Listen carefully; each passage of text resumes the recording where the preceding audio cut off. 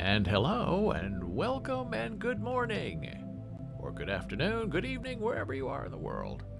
I'm David Boles, and this is Boles.tv, B-O-L-E-S.tv, if you're following along at home with the closed captions. Well, we had an interesting weekend. Jana Marie was here, did her usual wonderful job of having conversations about disability and American Sign Language. And now I'm back, 9 a.m. weekdays, 9 a.m. Eastern, right here on Boles TV to share with you my thoughts on the human condition. And I invite you to join me and say a little something in chat if you have a question or some feedback. We're here, we're open, we're ready to go, go, go. So last week, you may remember, we had a hot water problem in the building here, and it was unfortunate and unwanted. Nobody really seems to be able to explain what happened with the hot water. First, they didn't know, then it was blamed on a power surge that knocked out the water heater, and then nobody said anything else. But it was 3 days without hot water, and that's longer than you think. Really no shower, maybe wash your hair, which I did. But if we had been without water for 3 days, that would have really been hard. We probably would have had to go to a hotel for a few days. Because water is the sustenance of life. And you can't get along without it. You can't wash your dishes, your clothes, your body. You can't go to the bathroom. Oh, it's a big problem. But at least we have hot water back. And speaking of water, I saw this the other day here in Jersey City, and it was on my iPhone. So I looked and I said, why would some guy take a hose and put it in his car? I couldn't figure it out. I don't have a car. We haven't had a car for years. We take public transportation. Cars are expensive. They need insurance, and you have to know where to park them. And cheapest parking in Jersey City is, that I found from friends, is $150 a month. Some people pay $250 a month, depending if it's enclosed or if you're out on the street or in an open air parking lot. So then I took this image and made it bigger, and oh boy, now I see what happened. And I'm so happy in a terrible schadenfreude way. So this black car is a Mercedes, and there is a fire in Jersey City. And fire trucks get their water from fire hydrants on the street. And the law in New York State is you must park 10 feet away from a fire hydrant if you're parking on the street. 10 feet, not 2 inches. So the fire department arrives. Some of my friends think that they were thrilled when they see this, because it gives them every right to go to an expensive car like this Mercedes, smash the window, open the door, hook up their fire hose, run it through the car, and hook it up to the front of their truck, the water pumper trucker. And you can see it right there. From the hydrant through the car, into the street, and to the engine. So I'm sure, I don't know if they towed his car after. I'm sure he got a lot of tickets. You know, this person's probably going to say, I'm suing the city for destroying my window. And meanwhile, here's the evidence. You did the wrong thing, my friend.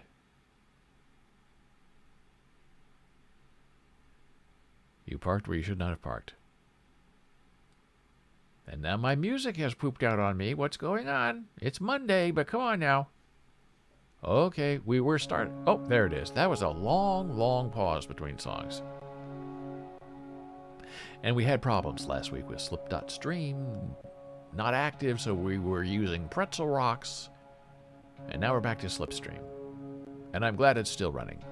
Because sometimes when the music stops like that and you check on it and there's no music, and then you look at your live feed and your CPU usage is spiked and you're dropping frames and you're twitching and glitching, it can be bad news. So that's why streamers, hear something or hear nothing when they're supposed to hear something, and they kind of stop. I'm in trouble. That's what's going on.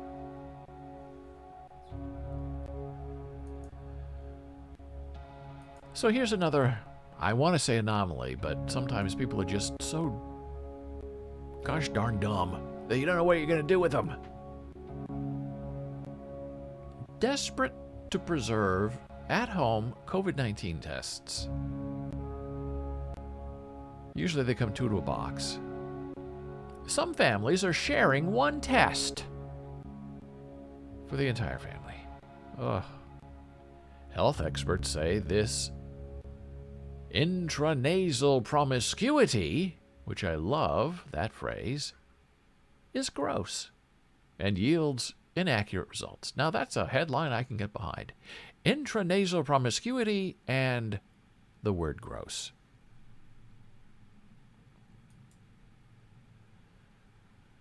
Elena, a radiologist, said that late last month, she first used a swab from a Binax Now test in her nostrils before passing the swab to her husband, who swabbed his own nostrils.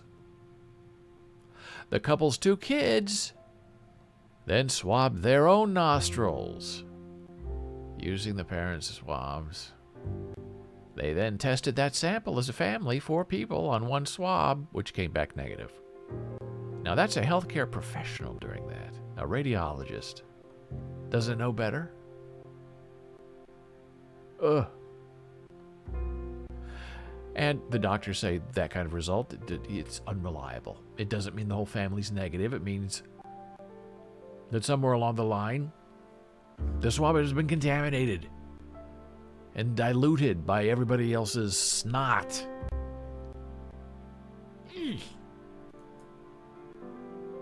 Please don't do that.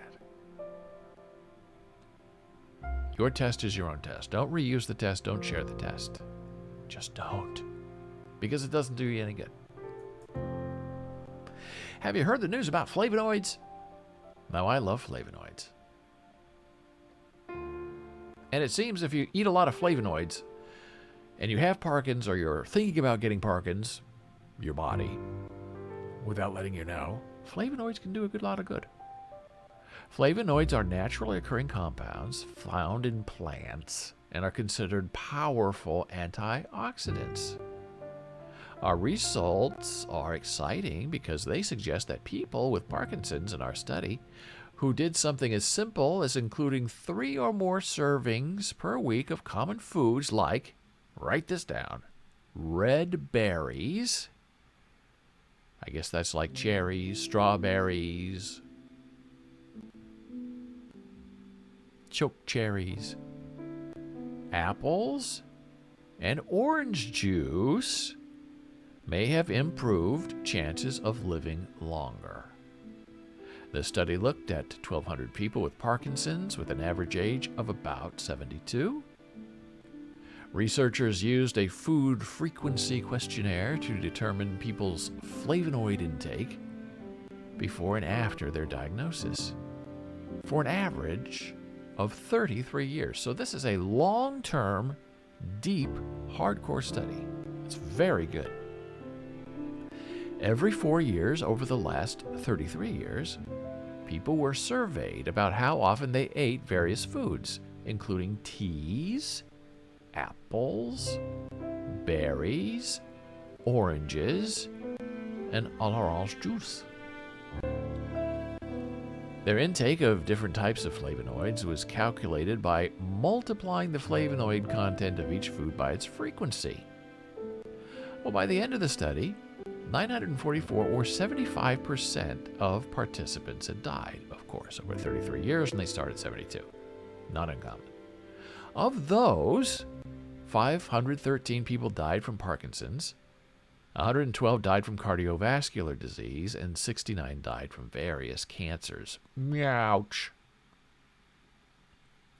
The people in the group that represented the highest 25% of flavonoid consumers on average had about 673 milligrams in their diets each day, compared to the people in the lowest 25% of flavonoid consumers who had about 134 milligrams in their diets each day. Strawberries, for example, have about 180 milligrams of flavonoids per 100 gram serving. Apples have 113. So eat your strawberries, and blueberries, I think, are also very good for you. After adjusting for factors like age and total calories, the group of highest flavonoid consumers had a 70% greater chance of survival compared to people in the lowest group.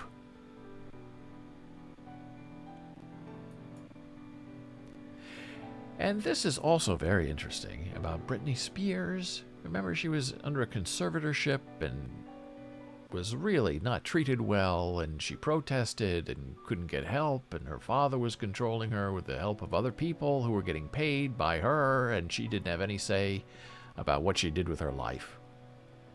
That's called a conservatorship. And now she's fought it and won. And the people who are cheering her on are the disabled. Because many severely disabled people are put under a similar conservatorship, where they don't have any voice in what happens in their lives. And it can be very, very dismaying.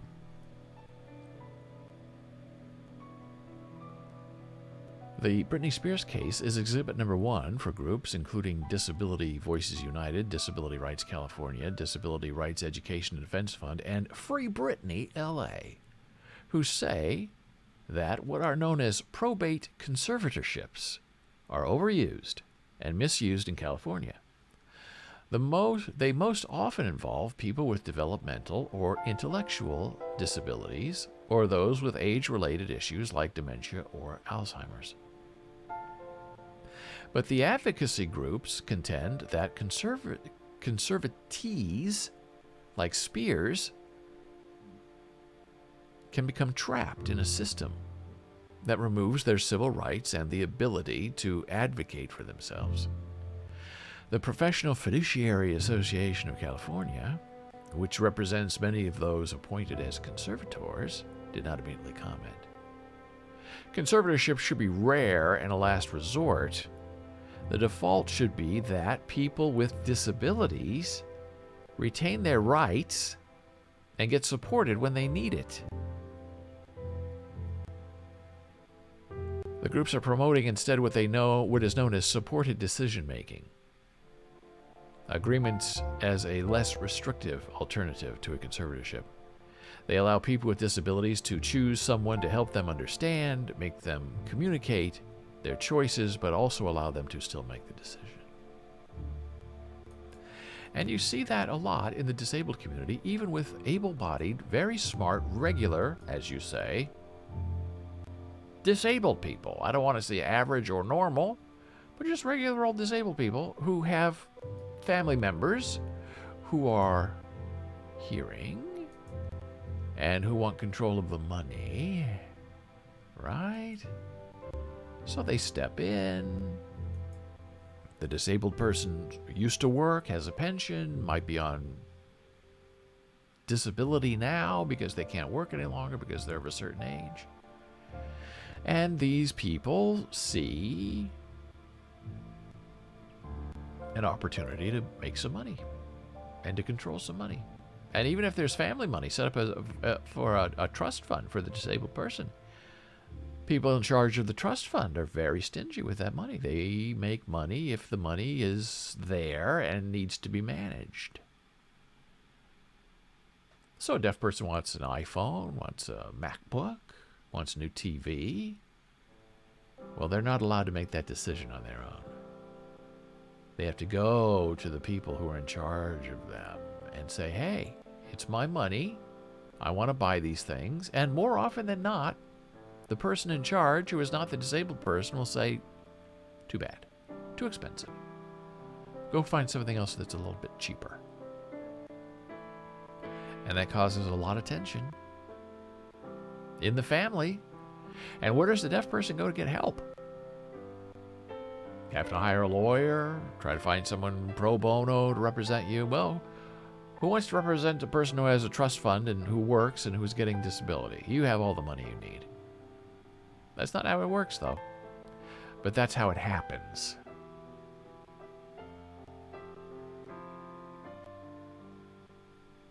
Now, this wokeness thing we have going on in America is another big topic. And this news broke last week about the M&M's change, that somebody woke up to try to make the change. Well, this is the M&M's of yore, circa 2015. And this is the green M&M, who is always flirtatious, wore high heels. And the official M&M's Twitter feed said it's rare Ms. Brown and I get to spend time together without some colorful characters barging in. Miss Green. And they are holding hands, and some people, usually on the conservative side of the realm, think that this is sexually active and inappropriate. So, M&M's made a change recently. And the traditional far right are upset about that as well. M&M tried to clean up the character of Miss Green M&M.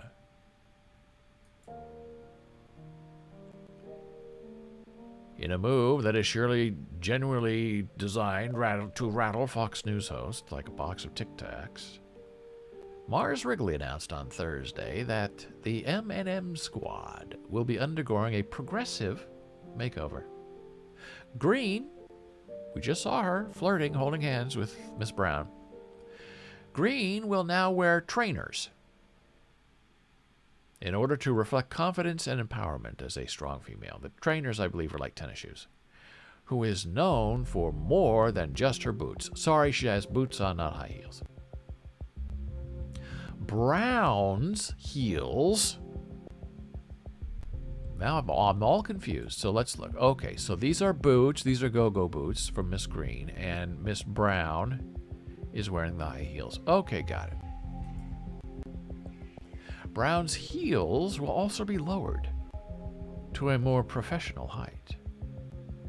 Red, the red M&M, cocksure alpha of the group, has learned to treat his co-chocolates with kindness, while anxious orange will be embracing his true self, i.e. trying to tie his shoelaces, presumably because he's afraid of falling down. Mars also confirmed that M&M's will be moving away from only one body size and stripped of their prefixes to highlight their personalities rather than their genders. So no more Miss Green and Miss Brown. The decision to make these changes was obviously reported as paying woke service to Generation Z. But anyone who has spent more than 2 minutes on TikTok will know that Generation Z's primary interests consist of asking celebrities to spit in their mouth and making jokes with at least 5 layers of ironic detachment. On the official M&M's website, each candy now has a short interview to reveal more of their hard-coded personality. Green, for example, announces that her best quality is now being a hype woman, while Blue quotes a Beyoncé song from 8 years ago. This is what you get when a bunch of executives who haven't had much to do for the last 2 years because the office has been closed get together and try to disrupt their industry by pandering to a demographic they haven't interacted with for 20 years. Harsh and insightful. Brands think they can appeal to Gen Z by making a slightly more diverse cast of anthropomorphic characters aimed at selling you chocolate-branded boxer shorts. But anxious teens aren't looking for a role model in an anxiety-ridden orange M&M. They're looking to escape brands as much as possible by foraging and cosplaying as anime maids on TikTok. If Mars really wanted to appeal to Gen Z, they should have given each M&M a bisexual girlfriend and 40,000 pounds in student debt. Delicious and right on target. And now here we go. This is the website. This is the official website of not Miss Green any longer. He, she, it, they, them. Now just Green. Too busy shining to throw shade. Now, in my world, from what I understand from my black students, shining is very big. That is a black culture phrase. You don't shine. You're in shadow. You're in dark. You don't glitter. You're not shining. It's an insult. So right there, it seems like we have a new cultural attachment for green. I'm too busy shining to throw shade. And here, interesting lips. Are those female lips or male lips? We don't know. Here, Green is wearing the trainers, which are indeed tennis shoes. Best quality is being a hype man. Now, isn't that... Oh, hype woman. Okay, so she does identify as a woman. Okay. Any past transgressions that still haunt you? Nothing haunts me. My motto is live and learn and move on. And what about Angry Red? I instinctively know I have great instincts. Interesting lips again. Full. His lips go all the way across his candy face. The female lips are more pursed. Do you enjoy your celebrity star status? Does a fish enjoy water? Or a lion enjoy lioning? I think lions kill things, don't they? Come on now. Here's yellow. My favorite thing about today is everything. Oh boy. Big mouth. Stepping on his own toes. What's the first thing you would do today if it was your last day? Well. I guess the first thing I'd do is wake up. Oh boy. Yeah, these are old people writing this stuff. This is not young hip cat kids. Orange. I find your lack of concern extremely concerning. Oh boy, that's the worst one of all. Hey, look, he does look nervous, doesn't he? What is your favorite way to unwind? I don't understand the question. Okay, that's kind of funny. Here's another female, Brown, not Miss Brown, but she does have what we have now come to understand are the female lips. Not bossy, just the boss. Pretty bossy. There are the high heels, allegedly lowered. I don't remember how high they were before. That looks like a high heel to me, but what do I know? What is your worst quality? What is your worst quality? Being able to protect, to pretend that I have one. Hilarious. That's copywriting in the age of 2020 Gen Z. Blue. I woke up like this. What does that mean? I don't know. If you could meet anyone in the world, dead or alive, who would it be and what would you say to them? I'd rather meet people who are alive. With dead people, you really have to carry the conversation. Oh boy. That's when your granddad writes the jokes. And it's funny because these questions and answers are all kind of set up, right? Because they're not real people. So the ad person is sitting there, what can I ask myself that I can make a joke out of? Oh, well, I'll type it up now and be funny. And I'll make the Boles.tv live stream. And of course, here's the reaction on the far right. Oh, they're upset with all these woke changes. They didn't like Miss Green and Miss Brown holding hands and making out on the bench, but they don't like it non-genderized now with names like Miss and Mr. So now they have all the woke M&Ms chasing after a white M&M. And the funny thing about that is, There is no white M&M. So what is the point of it? I don't understand. It's a cute drawing, though. I'll give him that much.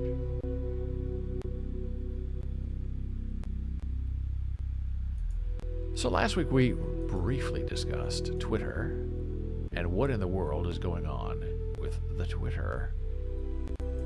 And this is the screenshot that I took that I couldn't find last week, but this is inviting me as a Twitter Blue user to use one of my NFTs, which I do not have, as my profile picture. And it makes it a hexagonal outline instead of a circle. But only on iOS. It's not on the web. I don't believe it's on Android yet. And people are concerned. They say, look, you have to connect your virtual wallet, your NFT wallet, to your Twitter account so they can verify the image done with an API. Well, Twitter has had problems in the past, a lot of problems in the past with security and security breaches. So do you really want Twitter in charge of your NFT wallet? Your cryptocurrency purse? This I do not think so. And then there's this big discussion now on Twitter about how awful and stupid NFTs are just in general, and why NFTs effing suck. And here's one person's explanation. Open your eyes. S for brains.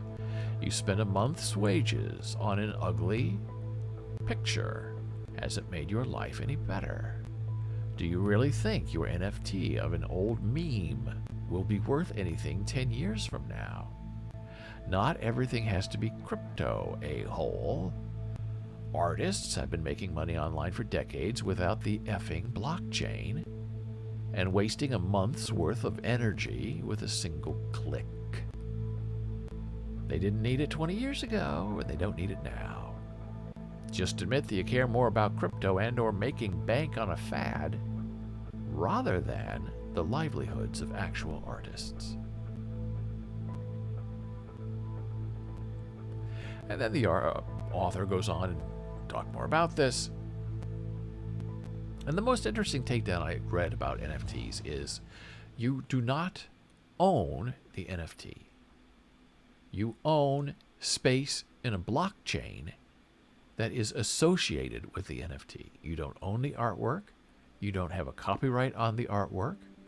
You cannot take copies that you would make of the artwork and resell them yourself because you don't own the original piece of work. And you can't do anything else with it either. So they say it's like going to a museum, standing next to a photograph, a picture, drawing, painting, photograph, and then having someone take your picture of you standing next to that work of art. That is what NFTs are. That is how the blockchain works. You have reserved space near the piece of art saying, I own this space and it's associated with that piece of art. That's all it means. You're buying a piece of nothing. Now you can resell your space that is associated to that piece of art, but you're not actually able or allowed to sell the real piece of art. So we have to be careful out there with these NFTs and people going crazy and spending a lot of money. I guess one young kid, drew some silly cartoons and put them online and sold them and made $1 million in a week. It's insane. But I guess if you're on the right side of the insanity, you can make bank. And as Liberace said, laugh all the way to the bank at how foolish all the people around you really are. And now we're going to take a very brief break. Back in a moment.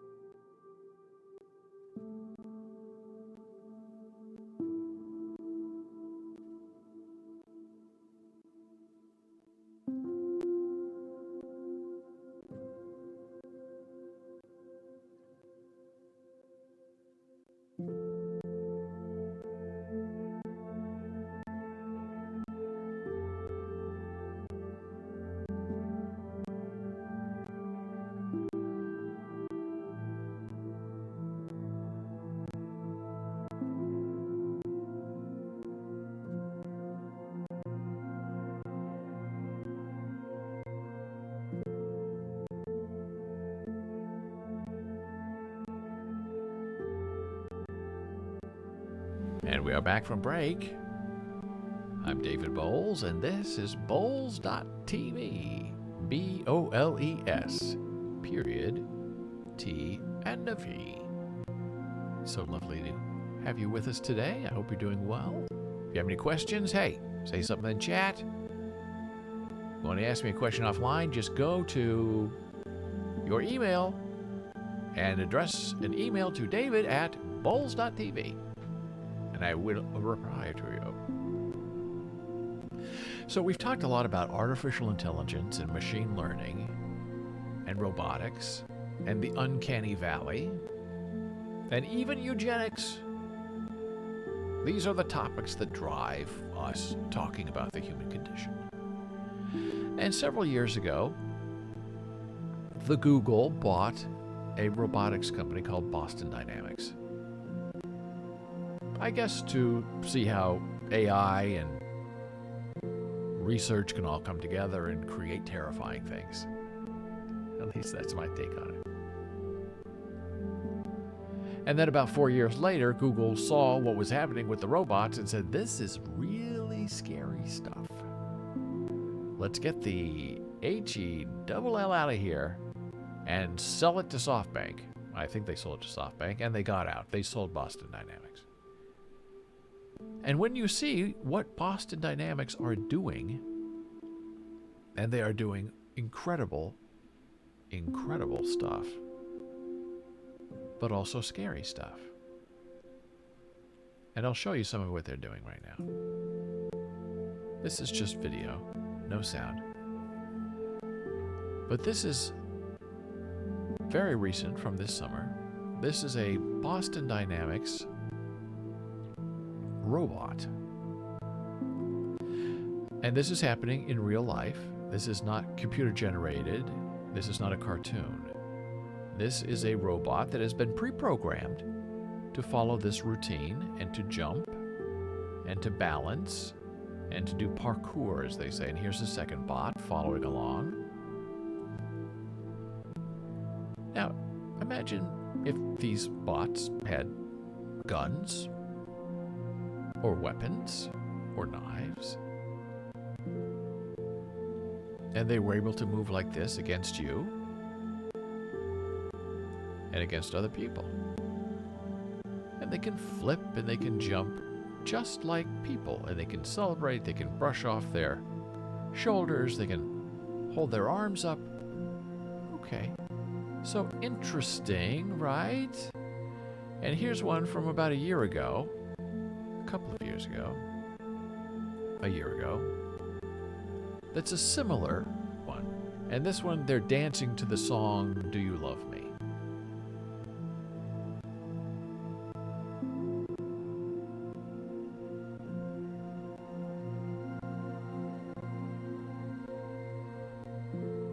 And it's a little hard to see. It's a little chunky, it looks like. But you can watch these on YouTube.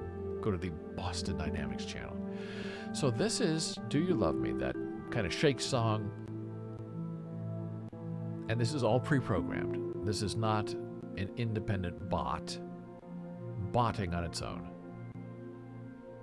And that's important to know.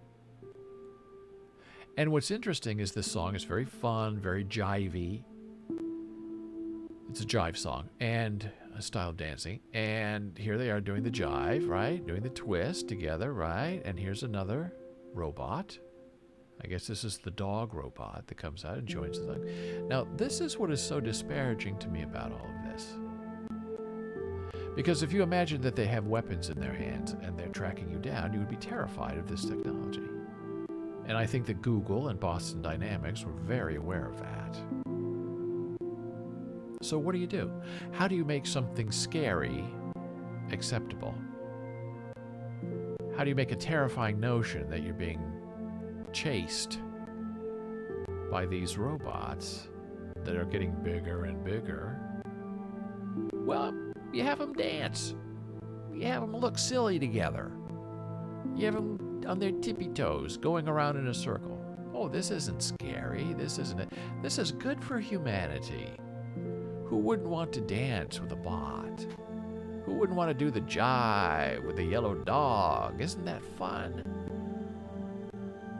There aren't terrifying aspects to this technology that's faster, stronger, smarter than any human. No, this is just relaxation. These robots are one day going to be our butlers, and our slaves, I guess, and our errand people. Well, they'll go shopping for us, they'll mow the lawn. They aren't going to do terrible things to us, because that isn't how the world works.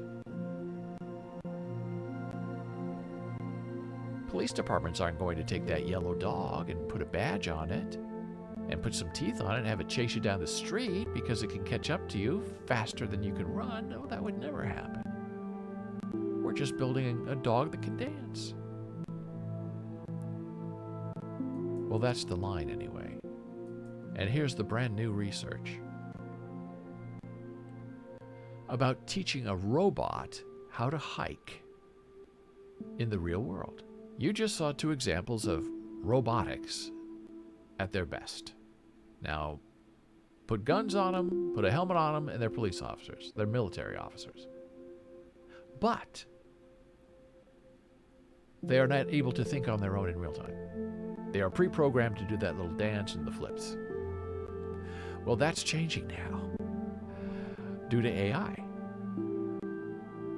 And these robots now have a mind of their own, as they can survey the environment around them in real time outdoors and move accordingly.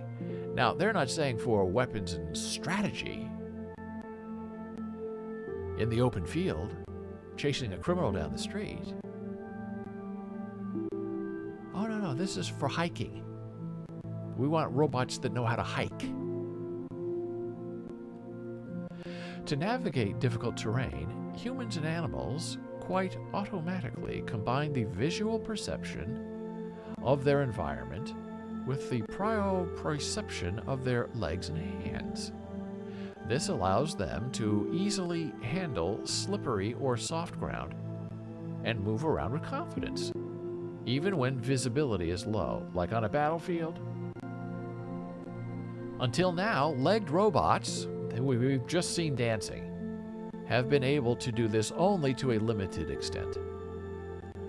The reason is that the information about the immediate environment recorded by laser sensors and cameras is often incomplete and ambiguous. For example, tall grass, shallow puddles, or snow. They all appear as insurmountable obstacles or are partially invisible, even though the robot could actually traverse them. In addition, the robot's view can be obscured in the field by difficult lighting conditions, dust or fog. It's all tactical, it's all strategic. But we're only teaching them to go hiking. Thanks to a new controller based on a neural network, the legged robot Animal, not animal, but Animal, which was developed by ETH Zurich researchers and commercialized by the ETH spin-off Antibiotics, is now able to combine external and proprioceptive perception for the first time. Oh boy, look out. Before the robot could put its capabilities to the test in the real world, the scientists exposed the system to numerous obstacles and sources of error in a virtual training camp. This let the network learn the ideal way for the robot to overcome obstacles, as well as when it can rely on environmental data, and when it would do better to ignore that data. Very interesting. So you're chasing someone down the street and you have people passing by. Are those people a threat or not? Look, scan, not a threat. Stay on target with your guy. With this training, the robot is able to master the most difficult natural terrain without having seen it before. Now that's a cop on duty, a cop on patrol. Sees a crime happening, jumps out of the car, leaps over the fence, goes into the building, climbs a fire escape. That's what this is. This works even if the sensor data on the on the immediate environment is ambiguous or vague. Any mall then plays it safe and relies on its proprioception. This allows the robot to combine the best of both worlds, the speed and efficiency of external sensing and the safety of proprioceptive sensing. I find it terrifying. And here's the actual article, the study of robot hikers. I'll put it in links for you in chat. So there, if you want to read a little bit more about these robots that will soon be chasing us down, there's the link. And people say, oh no, these robots, we're not going to use them for military purposes or law enforcement purposes. Oh no, no, no, no, no. This is just for fun, for dancing, for going hiking. And then you read about this. Drones in Israel.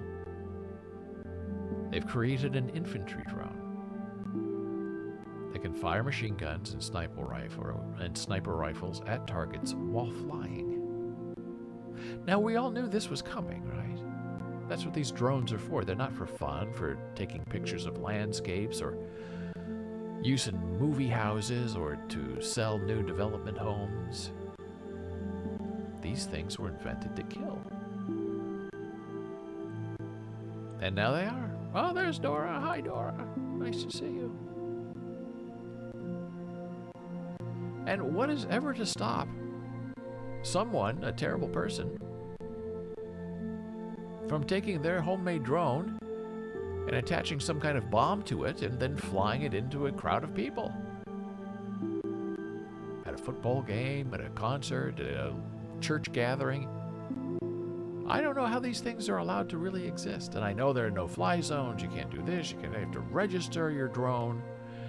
But none of that takes into consideration the terrible criminal mind that is super creative and super genius. And sure, you got a nice drone, you register it with the FCC or the FTA or whatever it is that controls flight. FAA. And then somebody uses it, steals it, or your mind breaks and you use it for a nefarious purpose. You attach a gun to it, attach a bomb to it, fly it out, boom. And then how are you going to stop it? It's really terrifying stuff. So the robots, they're not coming for us. The robots are already here. And some people say robots are good. That's why they love these drones that we use in the military, because our pilots are not put at risk. They just fly remotely from a trailer using drone targeting. And maybe that's true. Maybe you'll have bunches of robots out there fighting the military and seeing who can win, and people don't have to die. But you know that those drones and people and robots and robot dogs that we just saw are all going to be turned against us to enforce the will of not the people, but the government. And that's another reason why authoritarianism is so dangerous. Because it's coming for all of us, even though we just don't know it yet. Well, here's a lovely and interesting article about language and how the rough R, the hard R, the trilled R, Rebecca. Hey, Gerard, thanks for the follow. I appreciate it.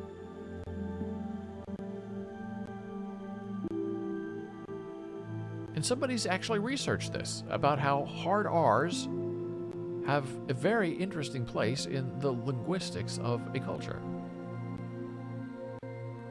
Compared to words meaning smooth, words that mean rough were nearly 4 times as likely to contain a trilled R sound.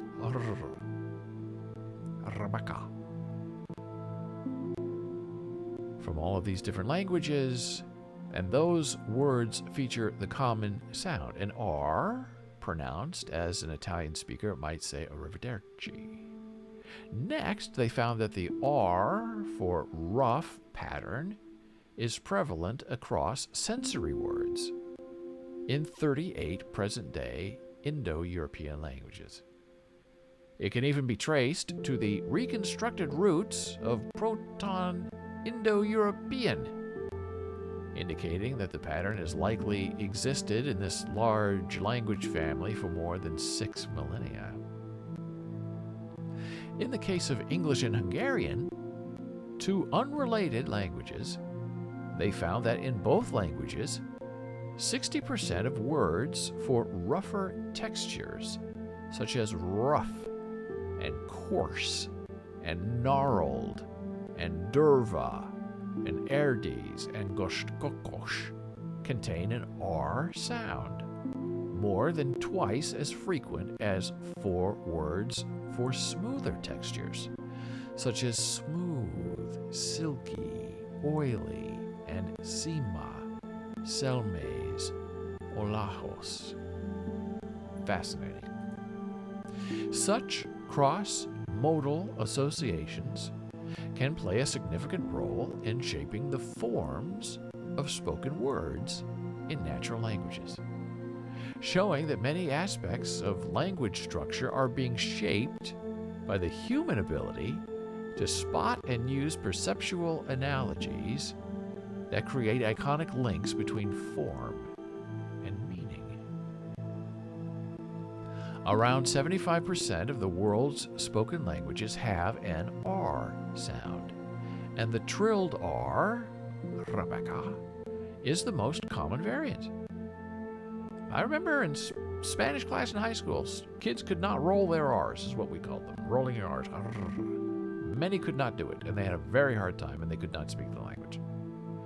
Not all languages have a trilled R, and some lack these sounds, rhotics altogether.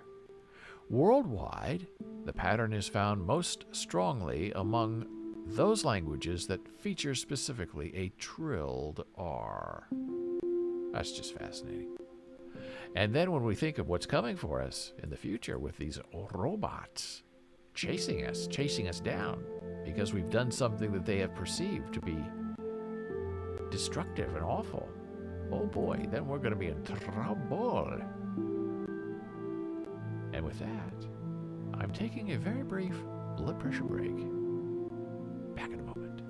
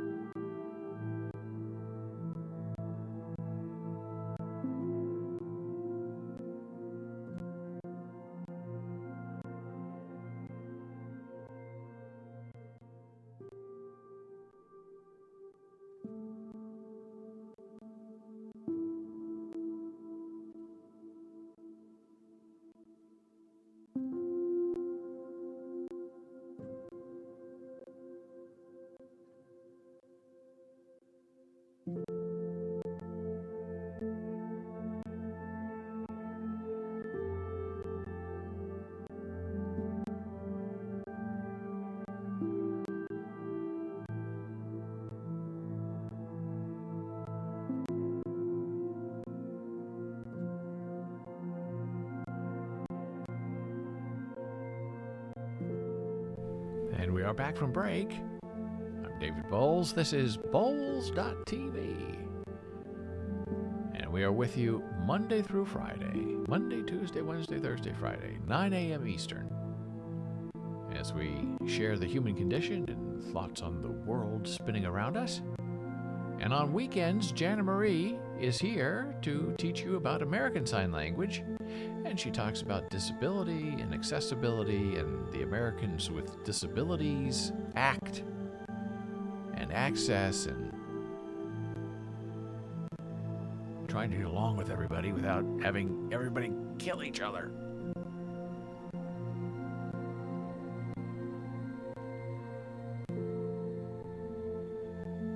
So this was an interesting story that popped up about glaucoma. Both supermodel Christy Brinkley and Bono, the lead singer of U2, were recently diagnosed with glaucoma during a recent routine eye exam.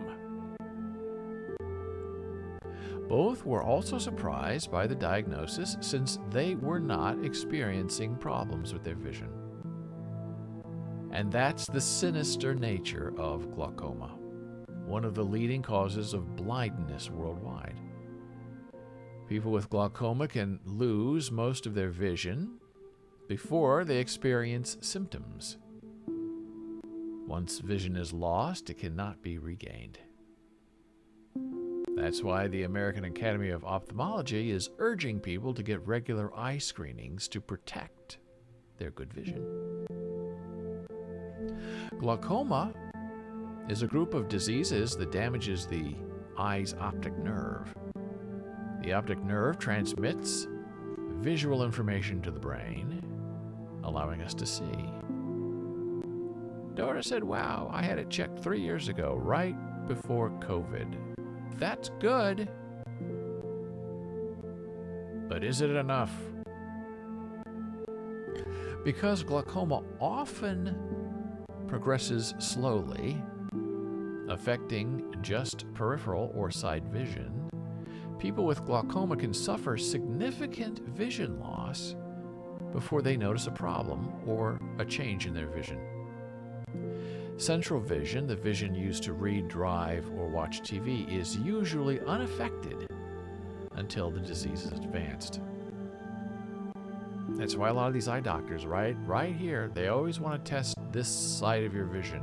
And there's a little click test that they do with lights that I am not very good at that helps determine if you're losing your visual field. The experience of both celebrities also serves as a reminder that glaucoma doesn't have to mean blindness. If caught early on, glaucoma can be treated with medicated eye drops or even laser treatments. Some facts. African Americans are 6 to 8 times more likely to get glaucoma than white Americans. Blindness from glaucoma is 6 to 8 times more common in African Americans than white Americans. People with diabetes are 2 times more likely to get glaucoma than people without diabetes. Hispanic Americans face an increased risk comparable to African Americans, but the disease may also progress faster as they age compared with other ethnic groups. Dora will schedule a visit to get your eyes checked again. Overdue. Yes, we're overdue too. Since the pandemic has started, we have not gone to the eye doctor. And they've been very good about refilling our prescriptions and even our contact lens prescriptions. But boy, there's your face, the doctor's face. I mean, you're breathing on each other. You can tell if your doctor has smoked a cigarette before came in to see you. Terrifies me. That's very close. Luckily, I'm very paranoid about my eyes, so if I have any little tiny thing that's out of the ordinary, I notice, at least as far as I know.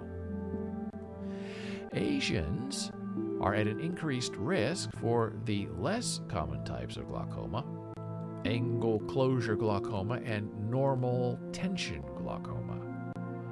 Also at risk are people over age 40 Those who are severely nearsighted. Now, does that mean you can see far or you can see close? I could never figure that out. If you're nearsighted, that means you can see near, right? And you can't see far away. Severely nearsighted, I don't know. And those who have a family history of glaucoma. Well, I guess I could look it up. What is nearsighted? What is the answer to that, Google? Unable to see things clearly unless they are relatively close to the eyes, owing to the focus of the rays of light. Okay, so that's what that means. At the risk of people over age 4, those who are severely nearsighted, that is me. I can't see far. I can see up close like a microscope, but far away I can't. And those who have a family history of glaucoma. Oh boy. So I have been, as they say in the industry, pre-glaucomic. Or maybe they don't say that. Maybe that's what I say. I have pre-glaucoma for, I think, going on 25 years now. And I go in and get regular eye checks, and the doctors always check. They're very careful. They're very thorough. And I asked one time, I said, what is the difference between pre-glaucoma and actual glaucoma? And they didn't really give me an answer. They said, well... And sometimes they don't tell you everything they see. They say, well, based on what we're seeing in your eyesight and your floaters, it's likely that you might be a good candidate to eventually get glaucoma, so that's why we put you on pre-glaucoma watch. Now, I've also been told that because of my DNA and my age, that I am a candidate for pre-diabetes. And again, I asked that question, what does that mean? Well, your DNA, your tendency, you're on diabetes watch. I said, is this anything like being pre-pregnant? I mean, right? I mean, a 10-year-old girl could be pre-pregnant, right? Eventually, one day, she may become pregnant. Oh, it's not the same thing. Pre-glaucoma and pre-diabetes are not the same thing as pre-pregnant. No, different things. I'm sort of kidding with them, but in a way I'm sort of not, because it's like they're alarming you for no reason. I mean, what good does it tell me that I am pre-glaucomic? And they're not doing anything about it. There's nothing I can do. We just have to wait it out and see what happens. And because of my high blood pressure, my heart doctor tells me the very first place that your high blood pressure will show in your body as a negative sign is in the back of your eyes, because your eyes has very, very tiny, tender, small blood vessels that get affected by the blood pressure. And I tell that to my eye doctor, and she knows that, and that's why she always checks. And I say, hey, my heart doctor wants to know. Nope, it's so far, it's good. I'm no longer pre-hypertensive. I am hypertensive, but I am still pre-glaucomic and pre-diabetes, which depresses me to no end. Watch what you do, young man, because you're pre in many ways. But the one thing that I really hate about going to the eye doctor test is they have the machines that can tell where your eyes are and what's going on and if you can see or not. Those I like because they don't involve me or my perception or my response. But there is this one hellacious test that they used to give me every year, and then I think they kind of gave up on me, where they set you in a dark room, and they have this parabola, white parabola, and it's almost like going to a stargazing site, planetarium, where they put you in a dark room, they put your chin on this thing, and you cannot move your head, and you cannot move your eyes. And if you do, the machine says, stop moving your eyes. We have to start over. And they give you a clicker. Like not a TV remote, but you know, like when you're clicking off numbers of people coming in. It's sort of like that, but it makes a click sound. And what you're supposed to do is look straight ahead at this empty space of white, and when you see a flash of light ping, on the parabola, click your clicker. Now, I have heavy floaters in my eyes, so things flash in front of my eye, flash in front of my eyes, floating in my eyes. I see things that aren't there. And I am pre-glaucomic and pre-diabetic, but not pre-pregnant, thank goodness. And I protest about this and they don't care. Do it. I don't know if they want the money from the test or what, but I do it to the best of my ability. And the lights flash, and then you click the clicker. And I asked, do I click the clicker after I see the light or when I see the light? And they said, what's the difference? And I said, that's a good question. I don't know what the difference is. I guess it's a stupid question. They say when you see the light, click the clicker. And it's going to be after you see the light because you can't click at the same time you're seeing the light. Okay. And this test takes like half an hour. At least for me it does, because I have to keep restarting. Because if you move your eyes back and forth, the machine tells you stop moving your eyes. Because they're trying to test your peripheral vision to see if it's still there. So they put the light dots over here. And so if you have flashers or floaters and flashers in your real life and you see a flash over here, you look at it. What is it? Don't stop moving your eyes. And it's a very sneaky machine. It's like the hearing tests where they soft, then louder, then louder, then louder, then louder to see where you can hear it. Same with this test, the peripheral vision test. It starts as just a faint light there, and it's not for a long time. It's just boop, boop, boop.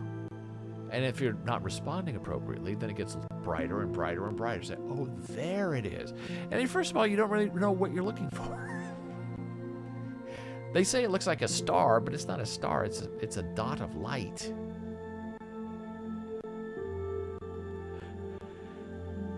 And when I'm done, and I'm clicking, and sometimes I click 2 times because I'm nervous. And they say, you can't click 2 times. You have to click 1 time when you see the light. And I say, I can't see the light. I thought I saw the light. And sometimes it's fast. Boop, boop, boop, boop, boop. So sometimes I think I'm seeing the light. Boop, boop, boop, boop, boop. They say, why are you clicking your clicker so much? I said, because I see the... Because it's my flashers. It's not the machine.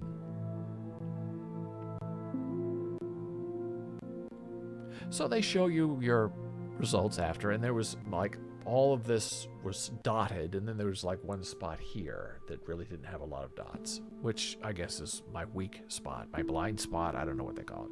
So I asked the doctor, I said, how did I do on the test?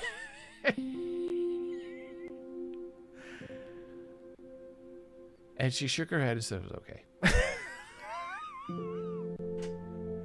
Now, on my other tests, where they have the lights shining in your eyes and the blue and the green and the red, she'll explain this and that and explain what it means and what to look for. But this peripheral vision test, she doesn't want to talk about it with me. So I said, so it was okay? He said, it was okay.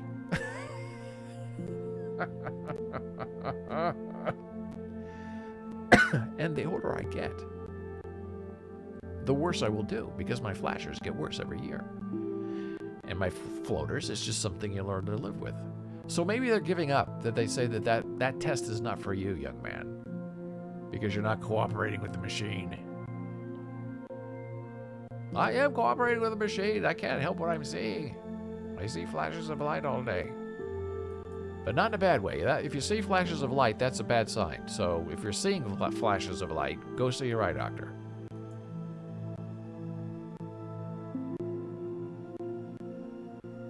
Now, do you remember a long time ago, you probably have to be old like me to go back all the way to the year 2005. 2005 is how many years ago? Almost 20 years ago. 17 years ago. Martha Stewart had her own show on television. And she's had a lot of shows, but this one was The Apprentice. We've had 3 Apprentice people. We've had Donald Trump. We've had Arnold Schwarzenegger. who failed miserably. And we had the Martha Stewart version, The Apprentice Martha Stewart, which was a terrible disaster. Which is unfortunate because Martha Stewart is extremely, extremely talented. Dora says, as far as hearing tests, I feel that if you are not already deaf, you will become deaf as the sounds are so loud. That's interesting. That's a very good point. They make a lot of money in these tests. And sometimes you just have to say, look, there are too many tests. I feel fine. I'm responsible for myself. I own my own fate. So if I die of a heart attack, if I fall down the stairs, I will come and see you. But until then, we need to reduce the volume and the frequency at which you're forcing me to visit you. It's too much. It's making me sick. But they don't realize that. But if you can do telemedicine, I prefer that. I don't have to sit in a waiting room for 2 hours and see a doctor. They just call you and say, hey, how are you? Fine? You have results? Yeah, I sent them. Okay, hey. That I like. That I'll do every day. So we have The Apprentice, Martha Stewart version. Big failure. Didn't get good ratings. Canceled right away. On IMDb, 3.2 out of 10 stars. That's pretty bad. And unfortunately, one of the people we met on that show is someone who then became well-known and then very rich and was always annoying and irritating to me personally because of her personality. And I'm sure I'm alone with this because she's very successful. It's this person, Bethany Frankel, arguing with Martha Stewart in the boardroom. And she made the mistake of saying the phrase, you have to fake it until you make it. That's what Bethany said to Martha Stewart. And for those of us of a certain age, we sort of know what she's talking about, that, young people starting out in a career, don't know everything. So sometimes they have to look like they know what they're doing in order to do what they need to do. Well, Martha Stewart ran with that. Fake it till you make it, saying there's nothing fake about me. There's nothing fake about my apprentice. I don't like that. And Bethany's arguing with her in her Bethany way. Very New York, very loud. And Martha Stewart wasn't having any of it. Then she fired her right there on the spot. You're a fake. I deal with genuine people. And some of the nation cheered because she was very annoying, Bethany Frankel, and was fired from The Apprentice. And then she created Skinny Girl, Slim Girl, whatever it is, and made millions of dollars. Well, now there's new scientific research saying that this fake it before you make it thing is actually a method that works. Bethany was right, Martha Stewart was wrong? Is it possible? People use emotion regulation strategies to try to change the type, intensity, or duration of their emotional experiences. There's a lot of research suggesting that some strategies, like changing our perspective, are more helpful than others. And there is a huge body of research suggesting that hiding our emotional expression when we're distressed actually makes us feel worse. One type of therapy teaches people to put on a half smile when experiencing distress to improve their mood. These two bodies of research contradict each other. We found no effect whatsoever of keeping a poker face or smiling when watching negative pictures on participants' self-reported moods, physiology, or memory, in contrast to past research. Most importantly, at the end of the study, participants reported that regardless of what they were instructed to do to manage their emotions, the overwhelming majority reported using other emotion regulation strategies, like changing their perspective about these pictures. In other words, experimental research that tests one emotion regulation strategy against another may have an important flaw: that participants regulate their emotions spontaneously no matter what experiment they are in. Faking it till you make it. We recruited a relatively diverse sample of young women, 144 in total. When participants came into the lab, we measured their mood and their baseline sympathetic nervous system activity. We randomly assigned them to one of three conditions: expressive suppression, a poker face; expressive dissonance, a smile; or control, show your emotions the way you usually would. Each condition received different instructions on how to manage the negative emotions they might feel when looking at upsetting photographs. We measured their sympathetic nervous system activity during the picture viewing task and asked them to report their mood during the task. They then completed a surprise task testing their memory for pictures that they saw. They ended the experiment by completing questionnaires about how they managed their emotions during the task. We were surprised to find no differences between the conditions. When we looked at what participants reported at the end of the study, we were surprised by just how many people used other emotion regulation strategies on top of the one they were asked to use. This cow stacked on past filings. And here is the full article. Smiling won't necessarily make you feel better. Response-focused emotion regulation strategies have little impact on cognitive, behavioral, physiological, and subjective outcomes. Forcing emotions.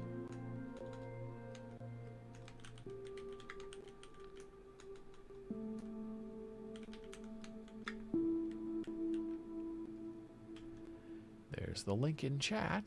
And that was sort of the point that Bethany Franco was making with Martha. Look, I may not know this, but I can pretend that I do. And if I look okay and people believe me, then I gain another day of experience. I gain another day of partial mastery of the task at hand. I can fake it till I make it because I know how to smile. I know how not to smile. I know how to get along with people.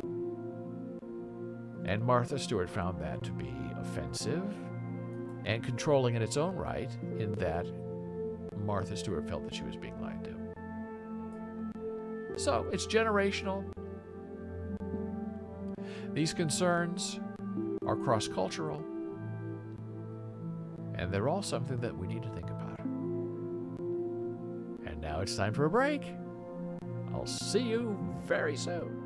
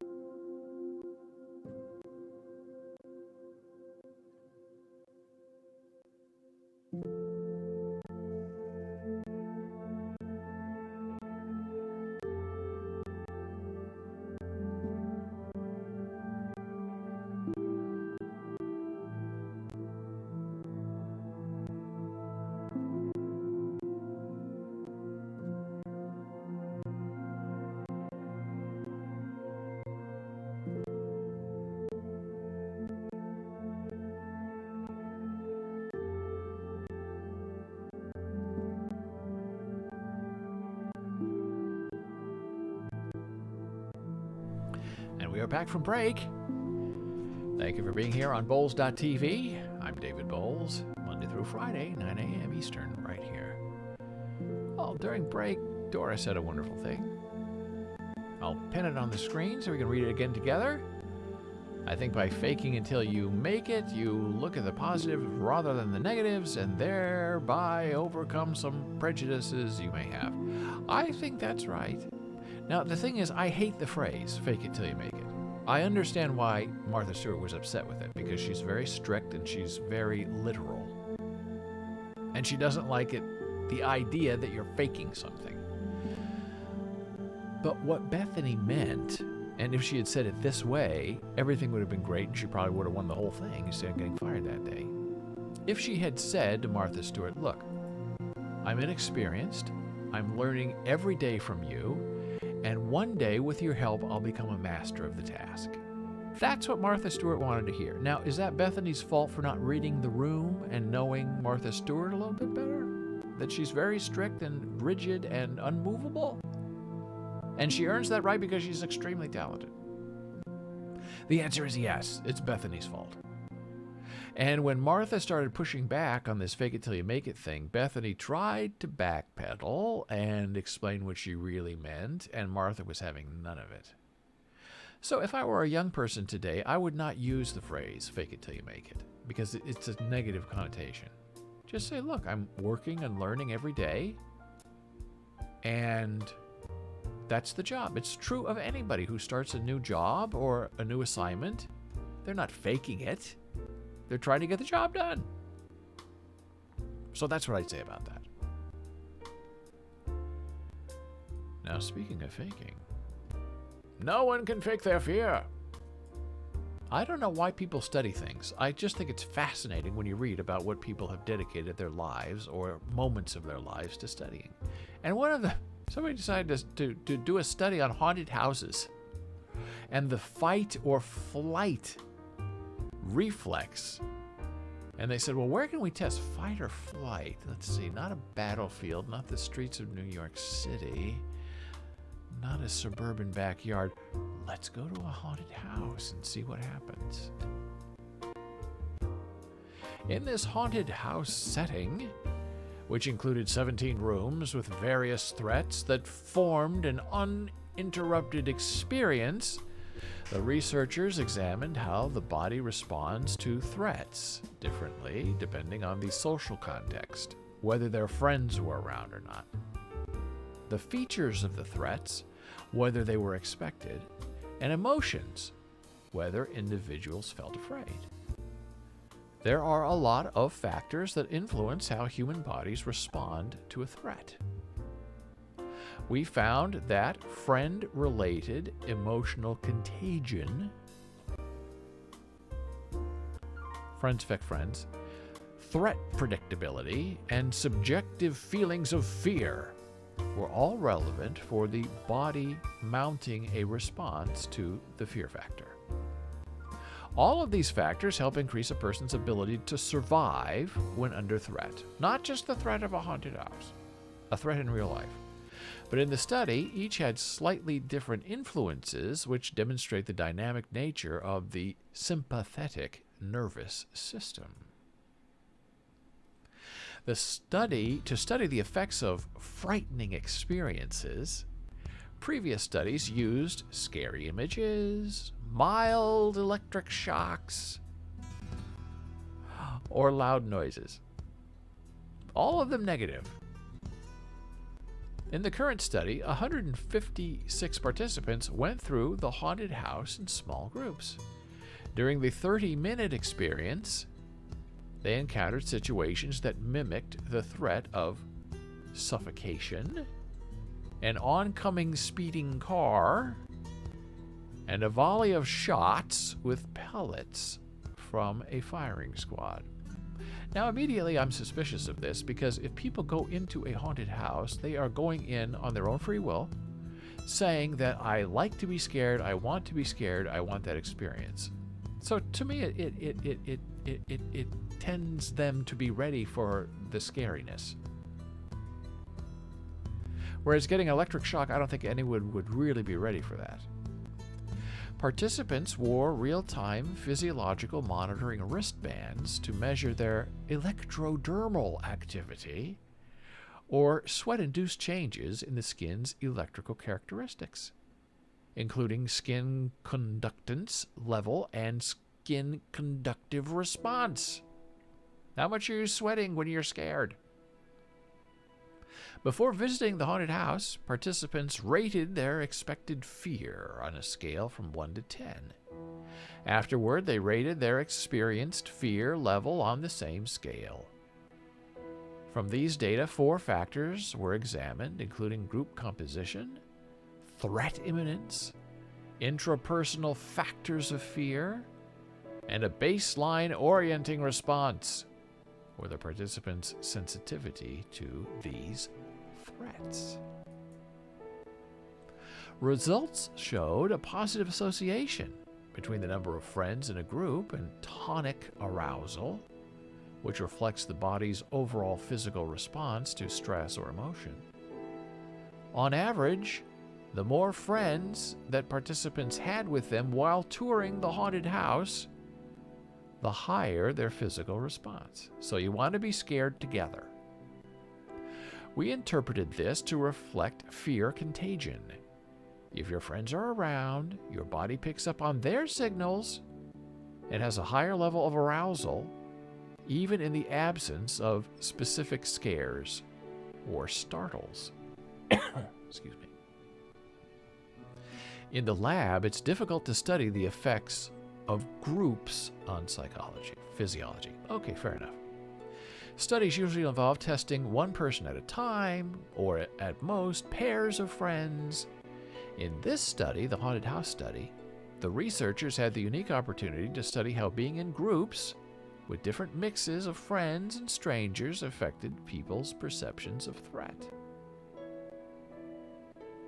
Now, I've noticed when, teaching a class, if you have a class full of people and something happens and one person screams, then another person, and everybody screams, right? If you have a small group of 2 or 3 people, no one's going to scream. It's very interesting. One scream leads to another. The researchers also noted positive associations between unexpected attacks, subjective fear, and phasic frequency. Phasic effects are rapid changes the body experiences as it responds to an event. Individuals who felt the most afraid during the haunted house had more peaks in their responses. If your body is more cued in to the threatening event, you also psychologically feel more fear. Other findings revealed that participants with an initially strong response to the first room of the haunted house showed increased responses as they visited other rooms. Participants with more frequent responses in the first room showed decreased responses over time. Fascinating. So you like to get scared? You like to be scared with your friends. And here is the official report. Physiological responses to a haunted house event threat experience. Distinct tonic and phasic effects. Haunted houses. Put it in chat now.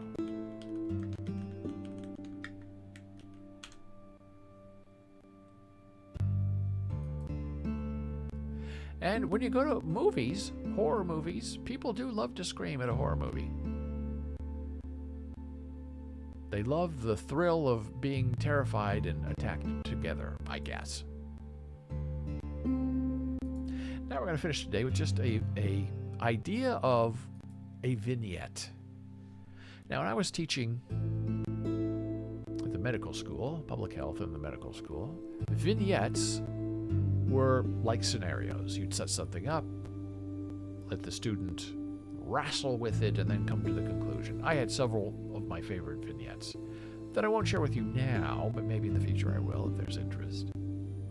And here is an interesting vignette that was in a medical publication that starts with the scenario, boom, and then we'll have the conclusion. And in the in-between time, we have to figure out what the right process is for diagnosing and dealing with this clinical scene of a rapid diagnostic test for COVID. So here's the scene. A 38-year-old woman with type 2 diabetes has a telemedicine visit after learning that a person with whom she had close contact at an indoor wedding 3 days earlier has tested positive for severe acute respiratory syndrome, coronavirus 2. The woman reports that she is asymptomatic, she doesn't feel anything, and received a second vaccination against COVID approximately 9 months ago, but had not received a booster vaccination. She attended the wedding with her husband, who has also received 2 vaccinations, and her 2 unvaccinated children, who are 5 and 8 years of age. Her husband had mild nasal congestion and a cough the evening before her appointment.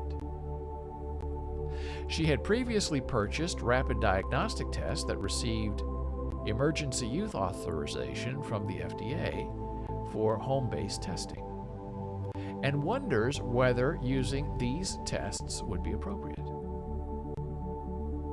What would you advise? So that's the whole scenario. That's everything that's going on in the world of COVID. Down. Not boosted, 2 shots, kids unvaccinated, went to a wedding, people infected, took a home test. What do I do now? Telemedicine conference. And then the article goes on and steps you through all of the things you need to wonder and test. But here's the conclusion of that vignette. The answers to the quiz, if you will. The woman in the vignette and her family are at moderate risk for acquiring SARS-CoV-2, an infection owing to their close contact 3 days previously with a person who was found to have confirmed COVID-19. All family members should be tested for infection. She has type 2 diabetes, which increases her risk of severe illness. If the woman and her children remain asymptomatic, testing is appropriate 5 to 7 days after exposure and can be performed with the use of an RTD, a rapid diagnostic test, that has received FDA status for home-based testing of asymptomatic people. Quarantine is not currently recommended for asymptomatic people who have had 2 vaccines and are awaiting test results. That's interesting. I didn't know that. But given her unboosted vaccination status and emerging data regarding the Omicron variant, I would advise her to minimize contact with others. So this is the telemedicine doctor speaking. Very interesting. You're not required to quarantine, but you should. That's a mixed message. If the test is negative, it should be repeated again in 2 days with another home test or a lab-based test. Close monitoring for symptoms is recommended for 2 weeks. That's new to me too. 2 weeks after exposure, with quarantine and retesting if symptoms develop. Now, maybe this is because she has diabetes that they're doing all this extra testing, but my wife has been exposed to people at work and they've sent her home for a couple of days, but there's never anything that's been said 2 weeks later you test yourself again. It appears that the woman's husband may have had symptoms of COVID-19. He should quarantine and be tested promptly with any FDA-approved home-based rapid detection test. If the test is negative, a second RT-RDT or laboratory-based test should be considered, particularly if his condition worsens. The children's return to daycare or school should be guided by local regulations. So you learn something new every day. You look at a vignette in a medical journal, you try to figure out, okay, this is my crossword puzzle of the day. This is my Sudoku. I'm going to try to figure out the right answer of everything that needs to be done. I got some of it right. That she should be tested. I said she should quarantine because of her diabetes, but because she has 2 vaccinations, but not a booster, she needs to stay at home, but not necessarily quarantine. That was news to me. As well as, when all this is done and everybody's negative, hey, 2 weeks later, test yourself again just to see if something slipped by the test. That was new to me as well. A lot of testing going on. I didn't really realize you had to do that much testing. So if you have a negative test or a positive test, you test again no matter what 2 days later. That's a lot of testing. And the more you read about these home tests, the more you're reading that they're not really that accurate. They're super accurate for saying you definitely have it, but they're not really accurate. They give you a false sense of hope that, oh my gosh, I don't have it, when you really do have it. Especially with the rise of Omicron. Well, we're at the end of our wonderful show. It's been wonderful. Talked about the rise of AI and robotic dogs and machines coming after you, all in the name of hiking, by the way, and dancing.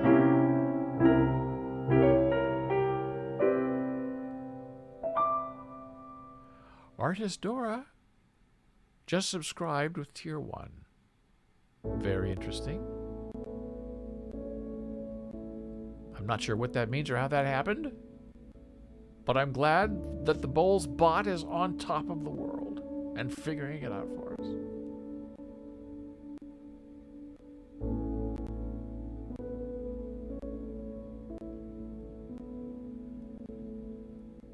Oh, and then I see that the Dora was thanking us. I don't know how these things work. I think you give somebody a gift subscription and then every month it gets renewed or redone.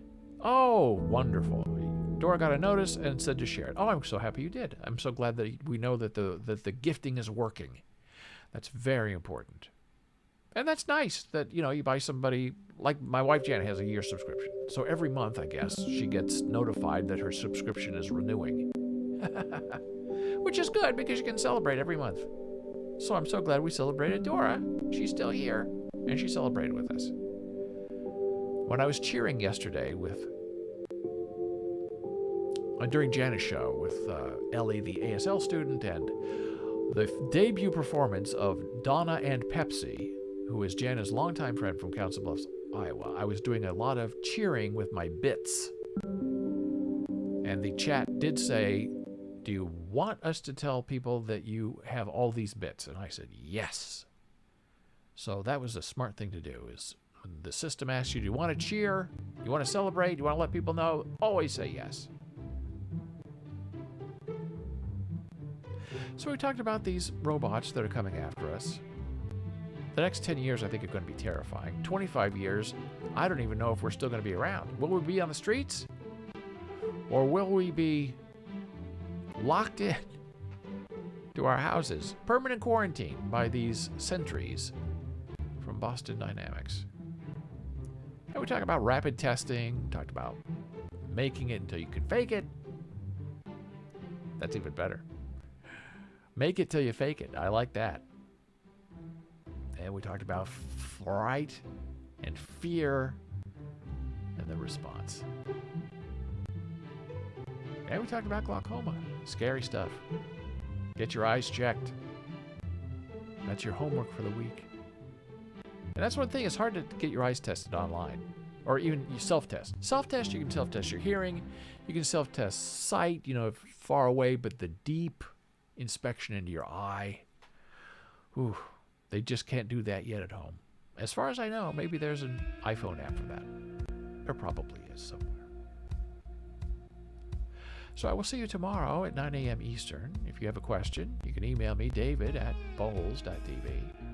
You can find us on Twitter at David Boles.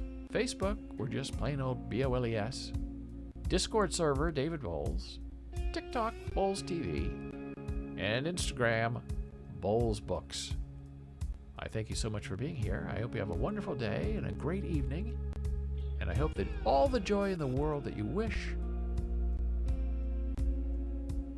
gets showered on you with all the shine and the glory and the glitter that you deserve. I will see you tomorrow.